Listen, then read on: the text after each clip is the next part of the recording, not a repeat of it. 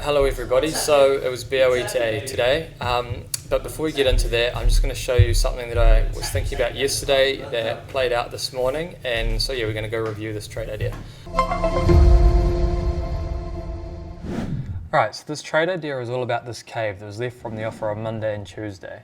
Now, the market failed to offer yesterday morning, which we can see here in the 5-minute chart, and then bid back up. And then this line here is where it broke back into this cave. Now, what I was expecting is the market then to go and fill and wash back and forth over here.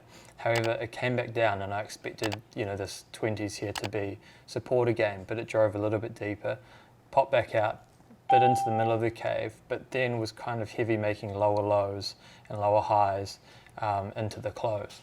So what that really said is the fact that the market couldn't get sucked into this cave and then sort of get stuck there, and the fact that it was like heavy and pushing out meant that probably the market shouldn't be in there.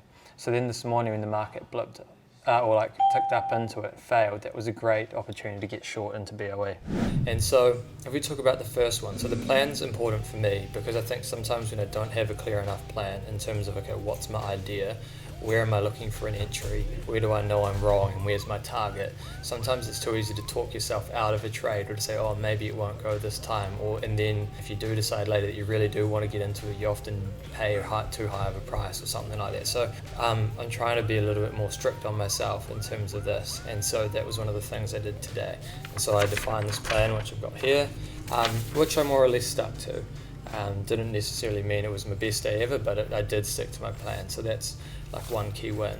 Then the second one was just about, okay, staying calm and going through all the things I wanted to see. And so today, for example, the first thing I wanted to see was, okay, like, is the market doing any reduction in QE, and then are there any votes for it, and then trying to work my way through that.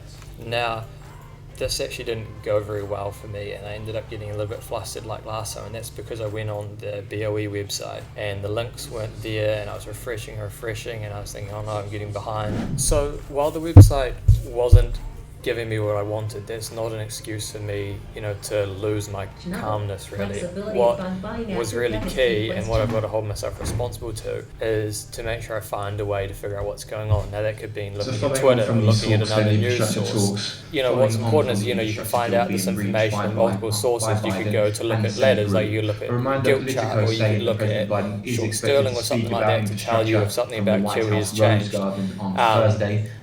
And so there are those ways to go about it, and so either way it's just important to be calm. And so, like, the reason why is this important? Well, this is important because if you want to get in first, it's not really about, focus shouldn't be on being fast necessarily. It should be about figuring out what you need to figure out and being calm and methodical about that's the best way. And then if you think, well, okay, who am I going to beat into the market? Well, you're going to beat into the market everybody who was like a little bit flustered and panicked like I was.